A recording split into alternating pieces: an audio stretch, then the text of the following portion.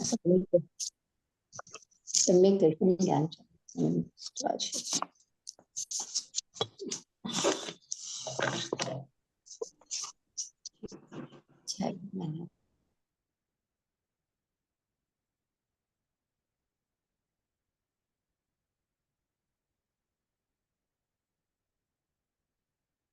आज इसकी battery low थी और चार्जिंग पर लगाने का ध्यान नहीं रहा, इसलिए लेट हो गया। चलिए मंगलाचरण। नमो अरिहंताणम, नमो सिद्धाणम, नमो आयरियाणम, नमो उवजायाणम, नमो लोये सवसाहुणम, मोक्ष मार्गस्य नेतारम, वेतारम कर्म भूभृताम, ज्ञातारं विश्वतत्त्वानां, वंदे तद्गुणलब्धये। तत्वार्थ सूत्र मोक्ष शास्त्र आचार्य उमा स्वामी द्वारा रचित यह तत्वार्थ सूत्र है। कल मैंने एक लिंक शेयर की थी, किस किसने वो वीडियो देखी है? तत्वार्थ सूत्र की विशेषता बताने वाली वो वीडियो थी। उनमें से हाँ, केवल एक संगीता जी का हैंड रेस हो रहा है। हाँ संगीता जी, वीडियो देखी थी आपने पूरी? जी दीदी, पूरी तो नहीं देखी थी, लेकिन लगभग पूरी देखी थी। लगभग देखी थी, मतलब कोई आ गया था बीच में, डिस्टरबेंस हो गया था, लेकिन सुनी थी सारे। क्या क्या समझ में आया उसमें से? हाँ, उसमें यही बता रहे थे डॉक्टर वीर सागर जी, कह रहे मतलब तत्वासूत इतना अच्छा ग्रंथ है कि इसके बारे में मतलब हम भी नहीं बता पाएंगे इतना सारा कुछ अच्छा लिखा हुआ है। और ये सब बारी बहुत सारी बातें बता रहे थे, थोड़ा सा इतना याद तो नहीं रहता है, पर ये है कि मैंने सुना हुआ था। ठीक है। नमिता जी? हाँ दीदी, मैंने 1 घंटे की वीडियो सुनी थी। अच्छा। उसमें उन्होंने मतलब ये बताया था कि ये संस्कृत भाषा का मतलब सबसे पहला ग्रंथ है जो सूत्रों में लिखा गया है। हाँ। और सभी संप्रदाय द्वारा ये मान्य है, मतलब दिगंबर और श्वेतांबर दोनों ही में ये मान्य है, और उसमें भी जो उप संप्रदाय है उसमें भी इसको माना जाता है। इस पर हाँ। हजारों टीकाएं लिखी गई हैं। और ये इसमें सारे विषय समाये हैं, चारों अनुयोग, इसमें जो मंगलाचरण है उसमें चारों अनुयोगों को लिया गया है। हम्म। ये मतलब इसकी ये विशेषता है कि इसमें चारों अनुयोग दर्शाए गए हैं उसमें मंगलाचरण में। और हाँ। विश्वविद्यालयों के पाठ्यक्रम में भी इसको लागू किया गया है, मतलब अमेरिका में भी 40 यूनिवर्सिटी में इस पाठ्यक्रम को लागू करने का वो चालू किया है। सरल हम्म। भाषा में है ये, और सरल भी है और कठिन भी है, मतलब मंद बुद्धि वालों के लिए भी है। इसको जो भी पढ़ता है तो मतलब जो भी पढ़ेगा उसको कुछ ना कुछ उसमें से ग्रहण करता है, हाँ, इतना मतलब समझ आए। बहुत बढ़िया। और और भी ये कुछ? जो एक स्पेशल चीज जो इसमें बताई है, वो जो कि मतलब किसी में भी नहीं बताई है, ये चीज की मतलब पुण्य जो है वो है ये ज्यादातर कोई भी नहीं बताता, इस बात को इसमें बताया गया है। हम्म। हाँ, ललिता जी?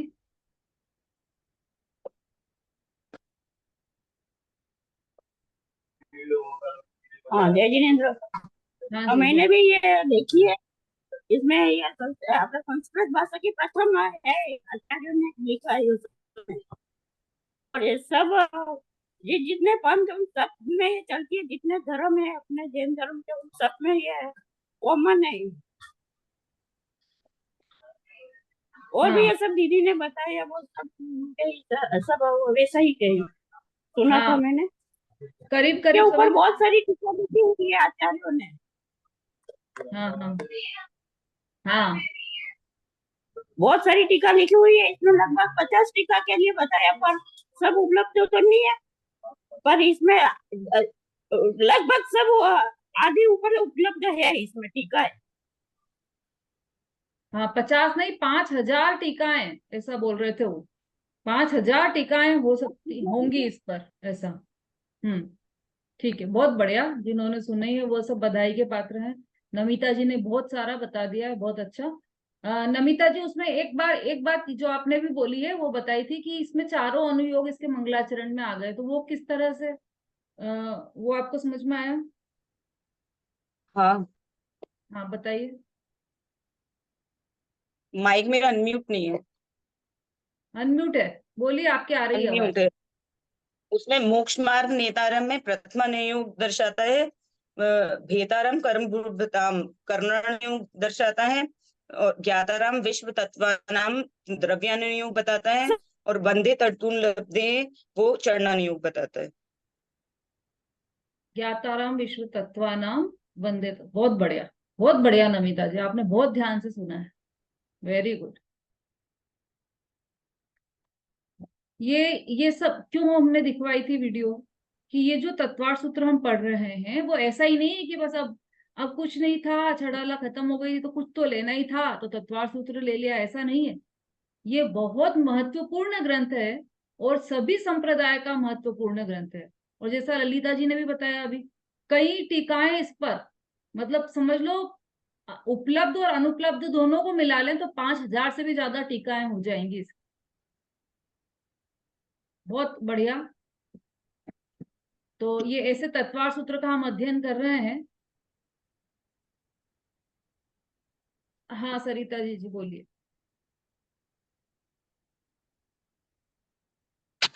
कल जो गोष्ठी हुई थी ना ग्वालियर में, उसमें वो किताब है कर्म चक्र से सिद्ध चक्र। उसमें लिखा है कि तत्वार्थ सूत्र पर 2000 वर्ष में सैकड़ों टीकाएं लिखी गई हैं सही बात है, बिल्कुल। और व्याख्याएं लिखी गई हैं। इतना ज्यादा इस सूत्र पर लिखा गया है, उतना ज्यादा किसी भी अन्य जैन ग्रंथ पर नहीं लिखा गया है। बहुत बढ़िया, बिल्कुल सही बात है। ये जो संजीव जी गोदा थे हमारे, उनके द्वारा जो रचित है पुस्तक, उसके बारे में बात कर रही है जी जी। उसमें ये सब तत्वार सूत्र के बारे में लिखा गया है, तो वह भी पठनीय है। अनम्यूट करके बोलिए। कल जो पेपर बटाए ना हम लोगों को, वो सब इसी के ऊपर आधार है उसका। इसी के ऊपर प्रश्न दिए हैं, तत्पाठ सूत्र के ऊपर ही। हाँ ठीक है, वही तत्वार सूत्र का अध्ययन हम सभी यहाँ पर कर रहे हैं। तो बहुत उपयोग को सूक्ष्म करके, और इसमें एक भी बात ऐसी नहीं है कि जो हमारे लिए उपयोगी नहीं हो। प्रत्येक बात हमारे लिए अत्यंत उपयोगी है, इसलिए आचार्य उमा स्वामी ने, और बहुत बहुत उसमें तो प्रोफेसर वीर सागर जी ने बहुत सारी और भी बातें बताई है। तो हमारा ज्ञान तो बहुत स्थूल है, उतनी भी बातें ग्रहण नहीं कर पा रहा है। उसमें तो ये भी बताया है, कहते कहते ही रह गया हूँ, मतलब सूत्र रूप है, छोटे से सूत्र में। हाँ उसमें यह है कि आदेशात्मक वाक्य कहीं भी नहीं है।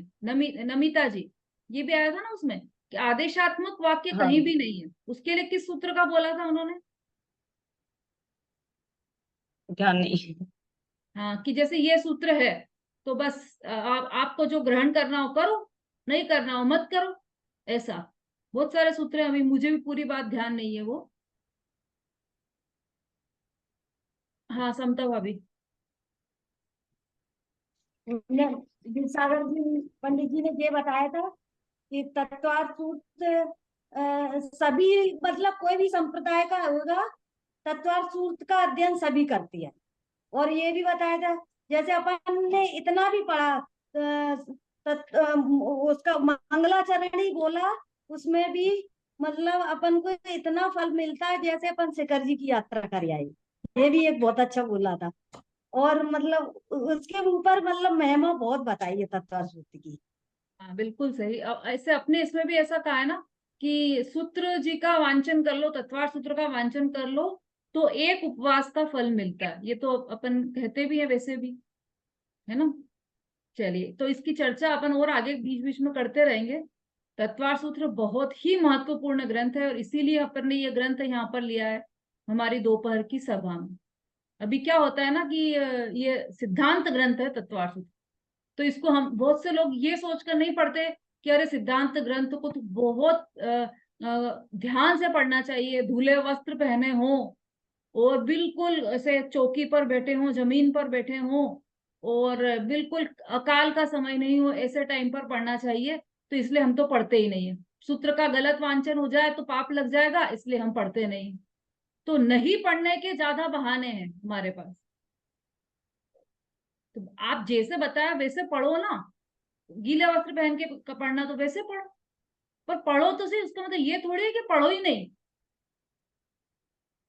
है ना, कि भाई आप तो दोपहर में क्लास ले लेते हो इसकी और ये तो बिल्कुल भी उचित नहीं है, ऐसे थोड़ी महिलाएं बिस्तर के कपड़े होते हैं और ये और वो। मतलब विरोध करने वाले और नहीं पढ़ने देने वाले बहुत सारे लोग और बहुत सारे विचार आपको मिल जाएंगे, लेकिन ये विचार देने वाला कोई नहीं मिलेगा कि नहीं कैसे भी हो, नहीं पढ़ने से तो बेहतर है कि आप ऐसे ही पढ़ लें। और इसका तो आगम प्रमाण है अपने पास। क्या हम पूजा में रोज पढ़ते हैं ना, अपवित्र पवित्रो वा सुस्थितो दुस्थितोपि वा ध्यायेत पंच नमस्कारम सर्व पापे प्रमुच्यते। अपवित्र हो या पवित्र, कैसी भी हो दशा क्यों नहीं हो जन की, है ना, तो हम अपवित्र हो चाहे पवित्र हो, लेकिन हमें पंच परमेष्टि का स्मरण अर्थात ग्रंथ का स्वाध्याय अवश्य करना चाहिए। बहुत अच्छा है कि आप पवित्र होकर करो, ऑब्वियसली ये है कि आप अच्छी तरह से, बिल्कुल पवित्रता से, जितनी ज्यादा पवित्रता से करोगे आप, उतना अच्छा आपका मन लगेगा, उतने उतने ज्यादा अच्छे परिणाम होंगे आपके। लेकिन यदि आप वो नहीं कर पा रहे तो इसका मतलब ये नहीं है कि आप पढ़ो ही नहीं, तो पढ़ना तो है ही हमें तत्वार्थ सूत्र, उसको किस तरह से ज्यादा पवित्रता के साथ पढ़ सकते हैं ये हम पर डिपेंड करता है। ठीक है, आपको भी ऐसे मिलते होंगे लोग जो ऐसे कहते होंगे अच्छा तब तत्वार्थ सूत्र ऐसे ही पढ़ लेते हो तुम, इतना बड़ा ग्रंथ है तत्वार्थ सूत्र, और ऐसे ही दोपहर में ऐसे ही घर में बैठ के ही पढ़ लेते हो, बिस्तर में बैठ के पढ़ लेते हो, घर के कपड़ों में पढ़ लेते हो। बहुत मिलेंगे लोग ऐसे जो आपको, मतलब क्या होता है ना कि उड़ते पंख को बेड़ियां डालने वाले बहुत होते हैं, जो उड़ने नहीं देना चाहते पंछियों को, ऐसे लोग बहुत मिलेंगे। लेकिन जो उड़ान भरने दे, जो आगे बढ़ने दे, ऐसे साथी बहुत कम मिलते हैं। तो यदि ऐसे साथी मिल जाए आपको जो आपको उड़ान भरने से रोके, तो उनकी बातों पर ध्यान नहीं देना चाहिए, हमें अपना काम करते रहना चाहिए। ठीक है, चलिए अब हम अपने विषय पर आ जाते हैं। अभी तक हमने क्या देखा, 5 ज्ञान की चर्चा की हमने, 5 ज्ञान जो सम्यक ज्ञान में होते हैं, 5 ज्ञान, 5 ज्ञान की चर्चा आवश्यक है या नहीं है? अनावश्यक तो नहीं लग रही कि 5 ज्ञान की चर्चा क्यों करें, अत्यंत आवश्यक है। जब तक उसकी महत्ता नहीं बताई जाएगी तब तक आप उस ज्ञान को प्राप्त कैसे करोगे, है ना। तो इसलिए यहाँ पर 5 ज्ञान की चर्चा की है। सबसे पहले मति श्रुतावधि मन परे केवलानि ज्ञानम तत्प्रमाण, ये सब ज्ञान प्रमाण है। और फिर उसके बाद क्या इसमें से परोक्ष और क्या प्रत्यक्ष है वो भी सब बताया। और उसके बाद ये पूरी चर्चा होने के बाद एक एक जीव को एक साथ कितने ज्ञान हो सकते हैं ये बताया। और उसके बाद ये जो 5 ज्ञान है, इनमें से कोई ज्ञान विपरीत भी हो सकता है क्या, यह भी बताया। ठीक है, तो विपरीत मतलब मिथ्या ज्ञान कौन कौन से हो सकते हैं यह भी बता दिया यहाँ पर।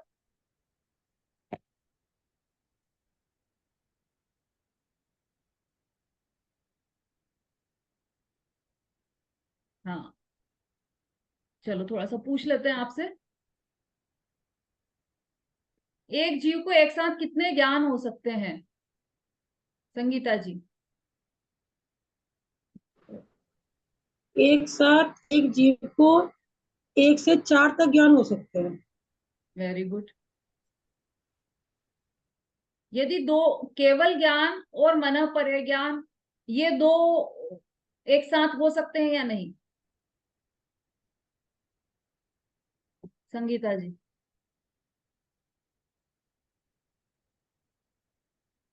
हाँ मैडम, हो सकते हैं दीदी। फिर से बोलिए। ज्ञान और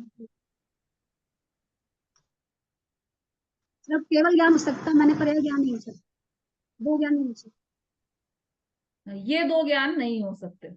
फिर 2 ज्ञान कौन से साथ में हो सकते हैं, आरती जी? मति श्रुत ज्ञान 2 एक साथ में हो सकते हैं। और यदि 3 ज्ञान होंगे तो कौन से हो सकते हैं, मंजू जी? जय जिनेन्द्र दीदी, मतिश्रुत अवधि या फिर मतिश्रुत अवधि मतिश्रुत मना परे, ये तीन ज्ञान एक साथ हो सकते हैं। यदि एक ज्ञान होगा तो कौन सा होगा बबीता जी? केवल ज्ञान। हाँ, बहुत बढ़िया। कौन कौन से ज्ञान मिथ्या भी हो सकते हैं? कुंदलता जी, कुंद प्रभा जी।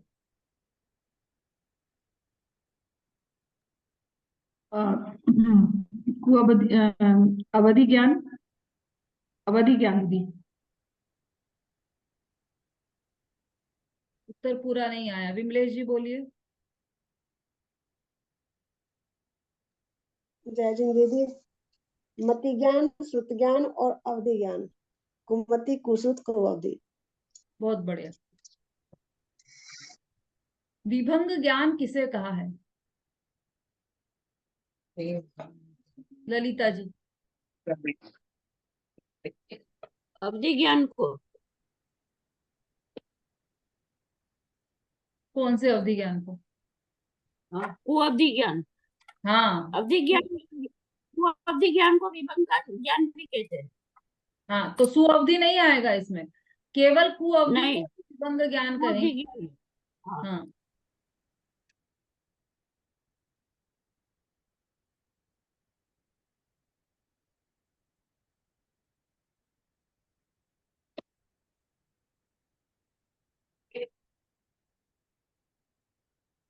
हाँ। एक और बात आई थी, शायद किसी को ध्यान हो। मनः परे ज्ञान का उपयोग कितनी देर के लिए होता है?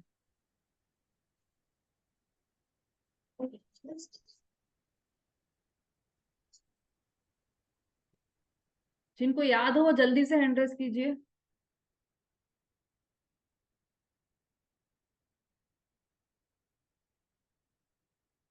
आरती जी बोलिए। एक अंतर मुहूर्त तक के लिए होता है। हाँ, बहुत बढ़िया। मति शुद्ध ज्ञान का उपयोग कितनी देर के लिए होता है? अर्चना जी।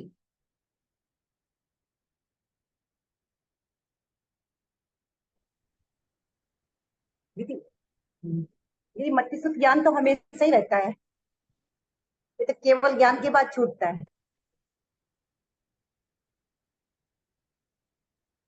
मंजू जी। जी दीदी, मतिश्रुत तो हमेशा ही रहेगा दीदी, केवल ज्ञान होने तक। किसी का और कोई आंसर है? ललिता जी बोलिए जल्दी।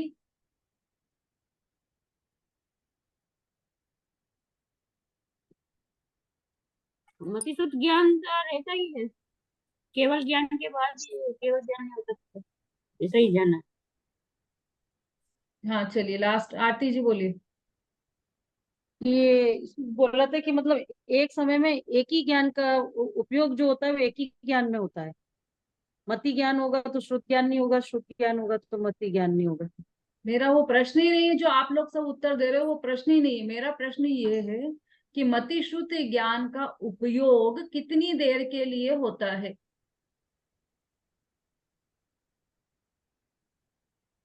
एक अंतर मुहूर्त होगा उसमें। हाँ, मति श्रुत ज्ञान का उपयोग भी अंतर मुहूर्त से अधिक का नहीं होता। मतलब आवश्यक नहीं है कि वो अंतर मुहूर्त भी हो, उससे कम भी हो सकता है, लेकिन अंतर मुहूर्त से अधिक नहीं होगा। मति श्रुत ज्ञान का उपयोग, मन परे ज्ञान का उपयोग, अवधि ज्ञान का भी उपयोग अंतर मुहूर्त से अधिक नहीं होगा। ठीक है, समझ में आ गया सबको? मंजू जी, समझ में आया कि नहीं आया?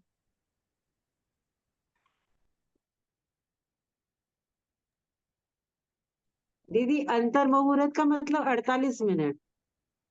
48 मिनट से अंदर 48 अंदर, हाँ। मिनट तो हो गया एक मुहूर्त, और उससे अंदर अंदर का अंतर मुहूर्त।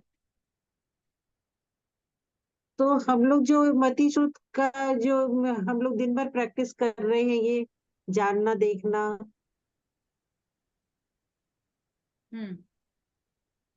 हाँ, तो वो चल रहा है ना।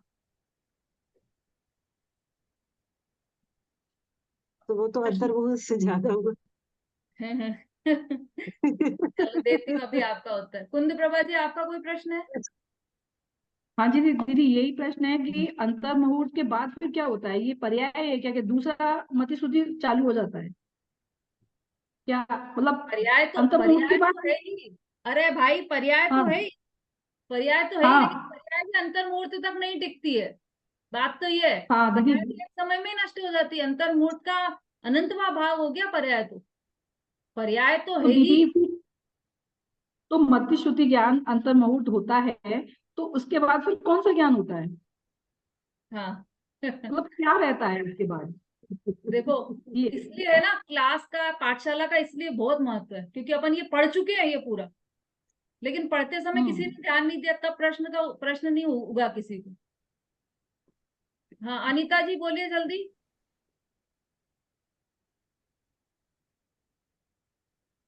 चलो ऐसा करो मंजू जी, निकालो पेज नंबर 85 और टीका पढ़ो इसकी। हम्म।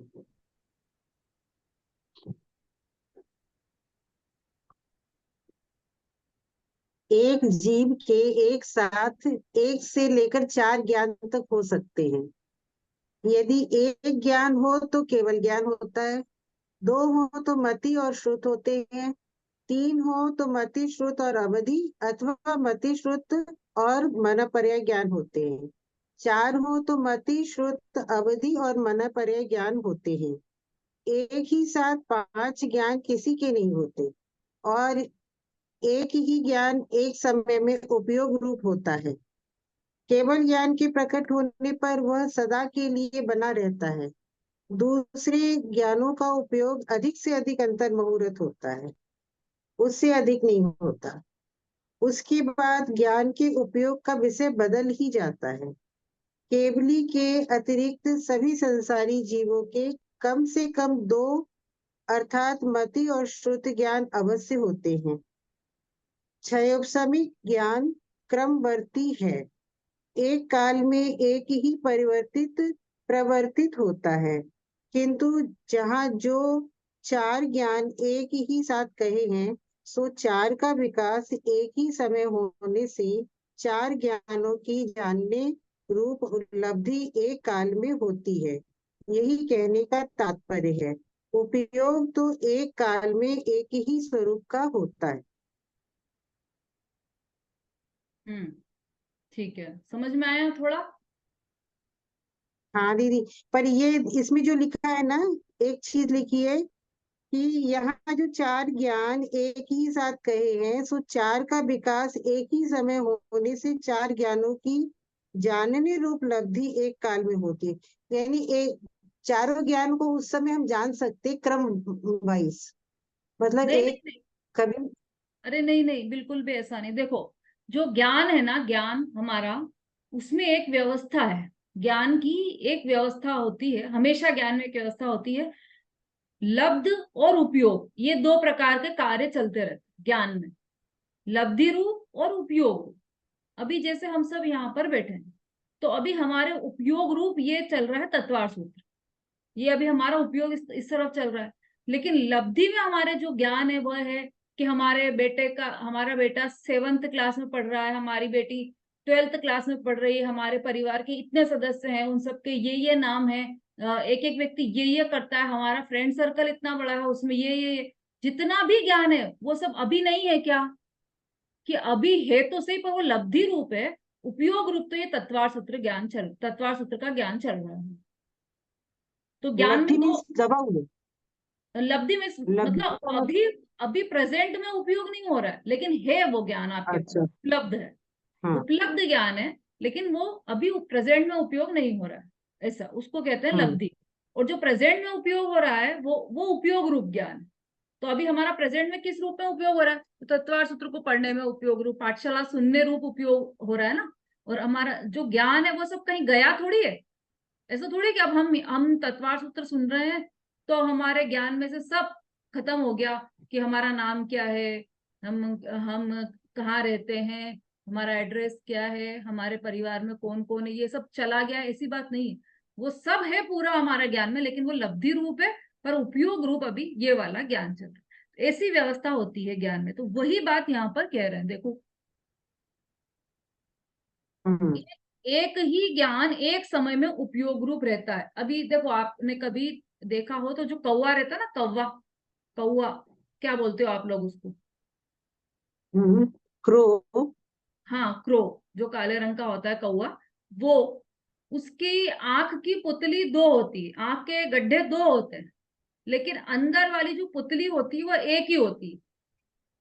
तो उसको इधर देखना होता है तो वो पुतली इधर वाले गड्ढे में आ जाती है, और इधर देखना होता है तो इधर वाले गड्ढे में चली जाती है ना। लेकिन वह इतनी तीव्रता से बदलती है आंखें, इधर से उधर, इधर से उधर, कि कोई देखने वाला समझ ही नहीं पाता कि इसकी एक ही आंख है। इतनी तेजी से बदलती है। ये उदाहरण आचार्यों ने लिया है लब्धि और उपयोग के लिए। मतलब हमारा उपयोग इतनी तेजी से बदलता है कि हम उसे पकड़ ही नहीं पाते कि ये बदल गया है, बहुत जल्दी से बदलता है। जैसे हम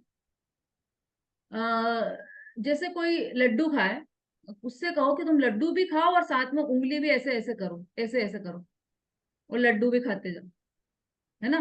तो ऐसे दो काम कोई नहीं कर पाता है ना। बहुत सारी चीजें ऐसी होती है, बहुत सारे काम होते हैं कि हाथ को ऐसे ऐसे करो और इधर से ऐसे ऐसे करो, तो अब ये वाला ऐसे ऐसे होने लग जाता है और दोनों ऐसे ऐसे होने लग जाते हैं, या फिर ऐसे ऐसे होने लग जाता है। तो दो काम एक साथ नहीं कर सकते। लेकिन अभी जैसे हम टीवी देख रहे हैं, तो टीवी देखते समय हमारा प्रश्न ऐसा हो सकता है कि हम सुन भी रहे हैं और देख भी रहे हैं। लेकिन यहाँ पर तो ऐसा कह रहा है कि कहा गया है ग्रंथों में कि या तो आप सुन सकते हो या आप देख रहे हो, दोनों में से एक समय में एक ही काम हो रहा है। लेकिन हमको टीवी देखते समय ऐसा लगता है कि हम सुन भी रहे हैं और देख भी रहे हैं। तो वो इसलिए ऐसा लगता है कि जो हमारा उपयोग है वो इतनी तीव्रता से परिणमन करता है कि हमें लगता है कि सुन भी रहे हैं और देख भी रहे हैं, कि वास्तव में तो एक समय में एक ही काम हो रहा है, या तो हम सुन रहे हैं या देख रहे हैं। वो जो डायलॉग बोल रहा है हीरो, उसके लिप्स हिल रहे हैं, तो वो उस समय हम देख रहे हैं, और उस समय अगले समय में हम सुन रहे हैं। उन दोनों को हम जोड़कर, जो हमारा मति ज्ञान है ना, उसमें इतनी क्षमता तो है, तो जोड़ रूप ज्ञान कर लेता है वो, उन दोनों को जोड़कर बना लेता है, मतलब ज्ञान कर लेता है कि अच्छा ये ऐसा बोल रहा है, ऐसा। तो जिस समय देख रहे हैं उस समय हम सुन नहीं रहे हैं, जिस समय सुन रहे हैं उस समय हम देख नहीं रहे हैं। ये उपयोग है, वो एक समय में एक ही कार्य करता है, दो कार्य एक साथ नहीं कर सकते। तो इसीलिए यहाँ पर ये लिखा है कि एक ही ज्ञान एक समय में उपयोग, देखो बोल्ड लेटर्स में लिखा है, एक ही ज्ञान एक समय में उपयोग रूप होता है। केवल ज्ञान, बस केवल ज्ञान ही ऐसा है जब केवल ज्ञान प्रकट होने पर सदा के लिए ही बना रहता है। केवल ज्ञान एक बार प्रकट हो गया तो वो तो फिर हमेशा बना रहेगा। दूसरे ज्ञानों का उपयोग अधिक से अधिक अंतर मुहूर्त होता है, उससे अधिक नहीं होता। उसके बाद ज्ञान के उपयोग का विषय बदल ही जाता है, विषय बदल जाता है ना। मति श्रुत ज्ञान का मति हुआ, फिर श्रुत हो गया, श्रुत हुआ, फिर मति हो गया, क्योंकि विषय बदला है ना, तो वापस मति पे जाएगा। पहले मति क्या हो रहा, जो श्रुत ज्ञान है, श्रुतम मति पूर्वम द्वैनेक द्वादश भेदम, हमने सूत्र में पढ़ा है ना। इसका अर्थ क्या है कि जो श्रुत ज्ञान है वो मति ज्ञान पूर्वक होता है, मतलब श्रुत ज्ञान के पहले मति ज्ञान होगा। तो अब हमने एक वस्तु देखी, जैसे ये चश्मा देखा हमने, ठीक है, हमने एक वस्तु देखी, और इसमें पहले क्या हुआ, सबसे पहले तो दर्शन हुआ, दर्शनोपयोग, तो सामान्य प्रतिभात, फिर उसके बाद अवग्रह, फिर ईहा, फिर अवाय, फिर धारणा, इस तरह से ये मति ज्ञान हुआ। उसके बाद श्रुत ज्ञान के, अच्छा ये दीदी ऐसा ऐसा चश्मा पहनती है जिसका ऐसा फ्रेम ऐसा है, ऐसे शुद्ध ज्ञान। अच्छा, तो दीदी ने उस दिन क्लास में चश्मा उतारा था तब तो वो अलग था, ऐसे ऐसे पूरा उसके संबंध में जितना भी ज्ञान है, उसके द्वारा आगे का जितना भी विशेष ज्ञान है वो सब शुद्ध ज्ञान में चला गया। अब इसके बाद क्या हुआ, विषय बदल गया। अब दूसरी चीज देखने लगे हम, अरे ये किताब पढ़ी है यहाँ पर, या वो दीदी के पीछे बैकग्राउंड है वो ब्लर किया हुआ है दीदी ने, है ना, वो उस पे दीदी के बाल इतने लंबे, इस पर ध्यान चला गया। तो अब इसमें क्या हुआ कि इसमें शुद्ध ज्ञान तो डायरेक्ट नहीं होगा। तो अभी तक हम शुद्ध ज्ञान में चल रहे थे, चश्मे के संबंध में शुद्ध ज्ञान में चले गए थे। अब बाल पर आए तो बाल में पहले क्या होगा, सबसे पहले क्या होगा, चलो अब आप ही बताओ, सबसे पहले क्या होगा? मति ज्ञान। नहीं, कौन बताएगा? मतलब अवग्रह। दीदी दर्शनोपयोग। हाँ, सबसे पहले सबसे दर्शनोपयोग। पहले दर्शनोपयोग, और उसके बाद उसके बाद अवग्रह, फिर इया, फिर अवाय और फिर धारणा। फिर उसके बाद फिर उसके बाद जब सब चीज हो जाएगी फिर श्रुत ज्ञान होगा। ना बिल्कुल ऐसा ही है ना। तो ये पूरी प्रोसेस हुई, फिर यहाँ तक शुद्ध ज्ञान में गया, इतने में विषय बदल गया। मतलब ये तो हम उदाहरण ले रहे हैं अग्रह इहा अवाय धारणा का, ये हर बार ही हो ऐसा जरूरी नहीं। उसमें भी अपन ने कितने सारे भेद देखे थे ना, तो वो उसमें भी हो सकता है। एक हम स्थूल उदाहरण लेकर चल रहे हैं, तो इतने में विषय बदल गया, तो दूसरा विषय ले गया, तो उसमें फिर मति ज्ञान में आ गए हम, मतलब दर्शनोपयोग हुआ और फिर मति ज्ञान पे चले गए। तो इसलिए जो ज्ञान है मति श्रुत ज्ञान, वह अधिक से अधिक अंतर्मुहूर्त तक रहता है, और उसके बाद विषय बदल जाता है तो वो ज्ञान भी चेंज हो गया। लेकिन एकमात्र केवल ज्ञान ऐसा है जो सदा काल के लिए, मति श्रुत ज्ञान, अवधि ज्ञान और मन परे ज्ञान, ये भी अंतर्मुहूर्त से कम समय के लिए रहते हैं। अवधि ज्ञान भी है तो अंतर्मुहूर्त से कम समय के लिए रहेगा, उसके बाद विषय बदल जाएगा उस अवधि ज्ञान में। ऐसे ही मन परे ज्ञान है, वो भी अंतर्मुहूर्त से कम समय के लिए। देखो इसमें स्पष्ट लिखा है ना।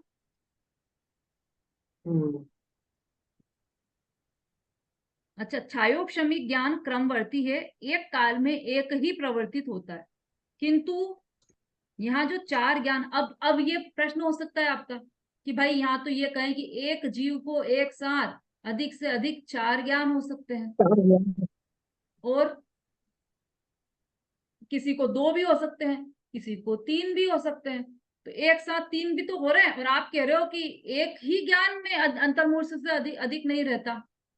तो दोनों विरोधी बातें हो गई ना। तो उसका उत्तर यहाँ पर दे रहे हैं कि ये जो मतिश्रुत ज्ञान है या मनः परे ज्ञान है, अवधि ज्ञान है, ये सब छायोपशमिक ज्ञान है। छायोपशमिक ज्ञान का अर्थ मैंने उस दिन बताया था, जो कर्म की अपेक्षा से हो वो छायोपशम। इन सब में कर्म की अपेक्षा लगती है ना।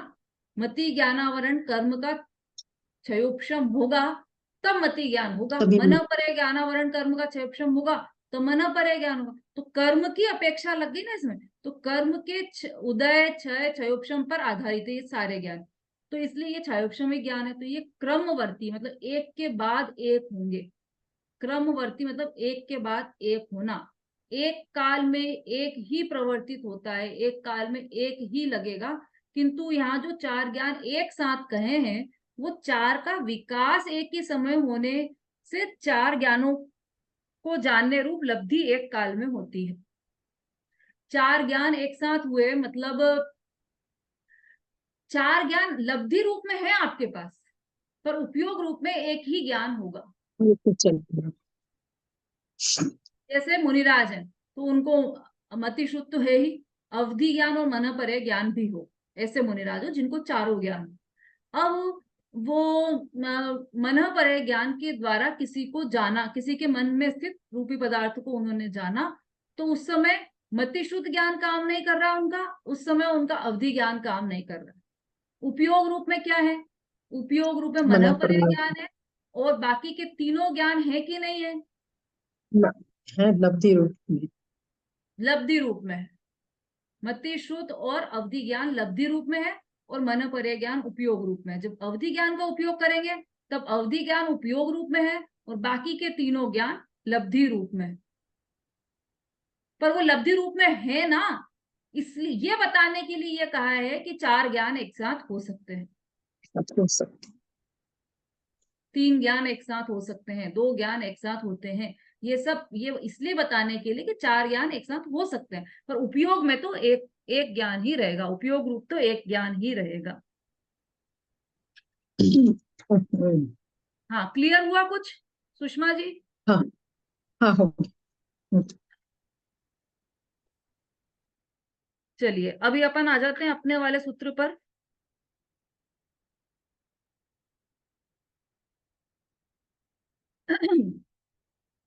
सूत्र नंबर 32,